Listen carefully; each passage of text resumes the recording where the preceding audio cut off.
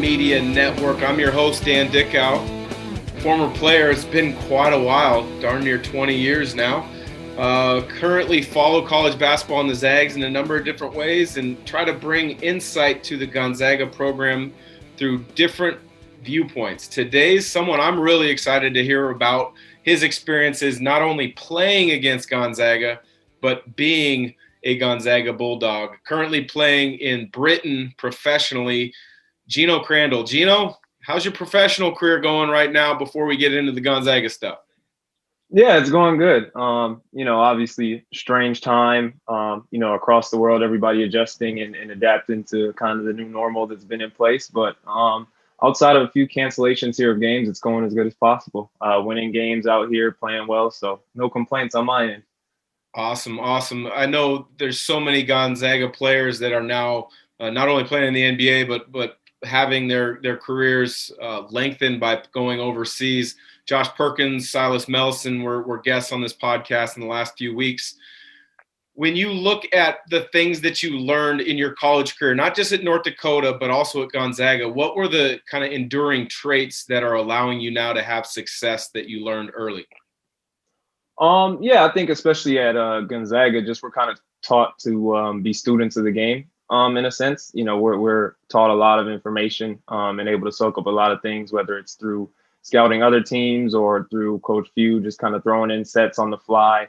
And then, obviously Tommy with his international experience is always throwing stuff at us from that angle.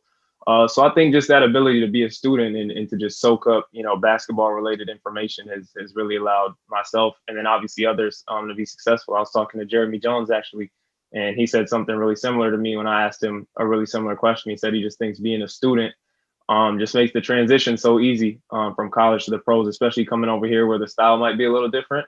Is just, that understanding and that ability and that interest and wanting to of learning the game of basketball.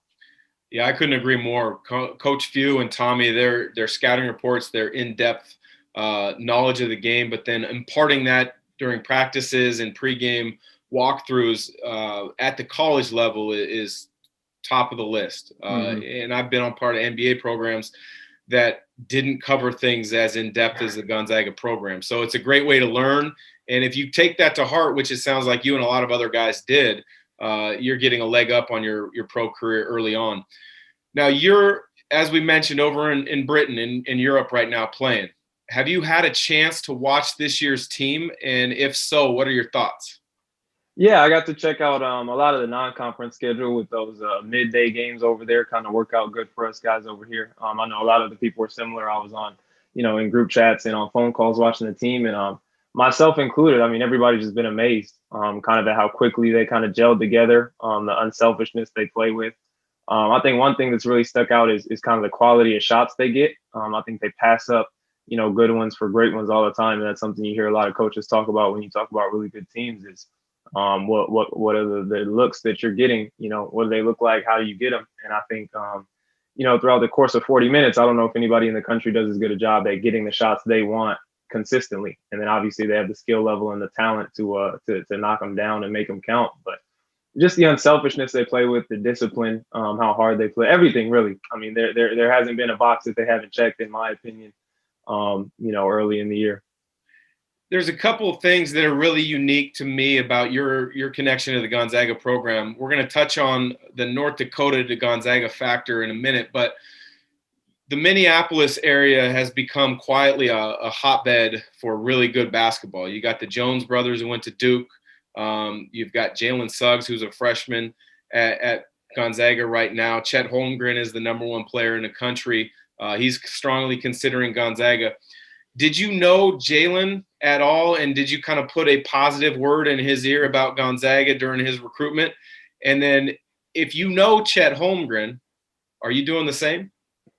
Yeah, I knew Jalen just, again, kind of being from the area, watching him grow up, watching him play, being in gyms where he was the younger guy and wanting to play up with the older guys. I knew him a bit, and then a lot of his support system, knew his family, knew his AAU coaches and things like that.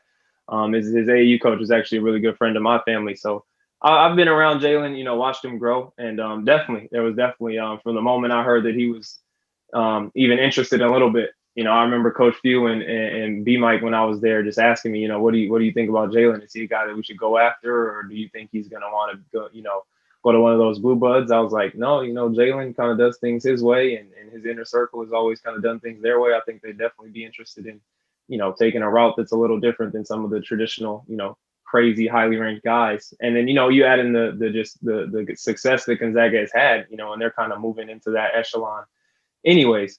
So yeah, I was definitely in his ear from the moment that I found out, and I was super excited when he committed.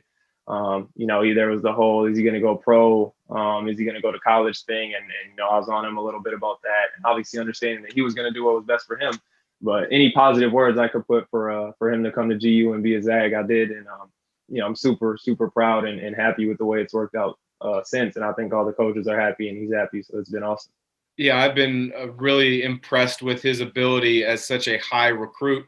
I mean, biggest recruit in Gonzaga history to blend his game into Gonzaga's program and help elevate others while impacting the game in the ways he does it best. Throwing ahead on the break, flattening the defense with his creativity in transition.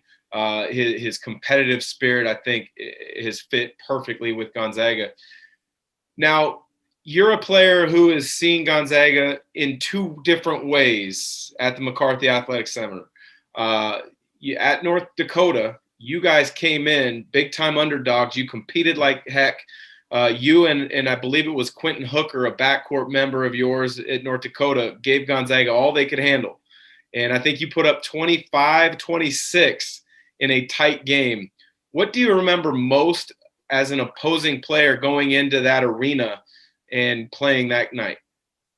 Yeah, I remember just we were coming off a bad stretch. I think Quinn Hooker had actually graduated the year before, but we had a transfer, Marlon Stewart from Creighton, who was supposed to be another big time guard and ended up having a really good career there. But we had lost a lot of guys from an NCAA tournament team the year before. So we were going through a rough stretch in our non-conference, and that was the last game before Christmas. And those are the games that sometimes can sneak up on you when you're kind of the favored team. You're thinking about Christmas, thinking about getting home, coming off of taking finals or whatever. And we kind of just went in with, we've got a nothing to lose mentality. And we were lucky that the students were there or weren't there, because of winter break, because it kind of just, when the students are there in the kennel, it adds an entirely different dynamic to what's going on in there and what the team's capable of. But yeah, we just came in with a nothing to lose mentality and made some shots early. And I think anytime you let a team stick around early and build some confidence, it's going to be a long night, because I think at the college level, there are so many good players, around the country, regardless of, high major, mid major, or low major, or whatever it may be, that, guys are able to play basketball at a really high level. So if you allow them to get confidence early and see the ball go in the hoop and feel like they belong and feel like they can play, that, anything can happen. And unfortunately, for me, not for Zag fans, but unfortunately for me, we were a few shots too short in the end. Well, I mentioned you did get hot and you did get comfortable. You hit a shot or a couple shots right in front of that student section. And anybody that knows Gonzaga basketball knows it's one of the best student sections in all of college basketball.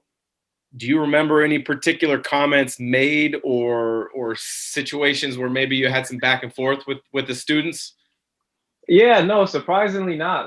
It was pretty tame during my time at North Dakota, for sure, and a little bit at Gonzaga. I was kind of known for getting into it with coaches, with players, with fans.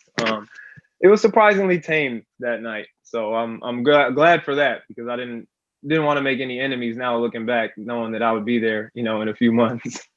Yeah, you fast forward would have been probably about 8-9 months, and now you are able to be a grad transfer and kind of pick and choose where you want to go based on obviously roster openings across the country. Gonzaga was the spot that you ended up with. I thought it was a tremendous decision. Obviously, it worked out well for both GU as well as yourself, but you weren't able to step foot on campus until literally the last minute. How hard was it to get up to speed so quickly? Because I remember going to practices early that year and you still hadn't stepped foot on campus, and everyone knew you were coming, but you had to finish this required schoolwork to get there. Yeah, It was a little bit of a challenge. I would say probably the easiest part was just a chemistry standpoint with the guys. Everybody was super welcoming, and just made the transition as easy as possible. I think my first practice, I think I got in at like midnight, like flight landed at midnight, probably got settled in, went to sleep at 2 a.m., had a physical at 8, practice at 9:30 or something like that. So I'm just drained, and guys just keep passing me the ball in every live segment. I'm like, man, what in the world? I'm tired. Like you guys got it. So I came here. I didn't want to shoot as much as I did at North Dakota. But yeah, it was the guys made it super easy. A really smooth transition. Everybody's looking out for me and as helpful as possible. Probably the biggest adjustment was just trying to find my place. That was probably the hardest part with, so little time. I think I got there, and a week later we were scrimmaging Michigan State, and then a week after that, we were off and running and playing games. So it was easy in the sense of a chemistry and just a bonding with the guys. And as far as scheming and understanding the style of play and things like that, it took a second, but I wouldn't change much of anything other than maybe getting hurt. Was probably the one thing that set me back a little more. But yeah, it was. I mean, I enjoyed my time so much that I'll take those bumps along the way. What is it about Gonzaga's culture and guys that are players as well as the coaching staff that allows a grad transfer like yourself to get acclimated so easily? I mean, you look at you're a grad transfer that had a lot of success. Jordan Matthews, Byron Wesley, Ryan Woolridge last year, Aaron Cook, I think, is doing a really nice job this year. Mm-hmm. What is it, in your opinion, as a grad transfer that made it easy? I think just the fact that everything culture related is from the top down. If there's something that relates to the Gonzaga culture, few believes in it, and the walk-ons and managers believe in it. It's just a top down thing. So you're just immersed in it all the time.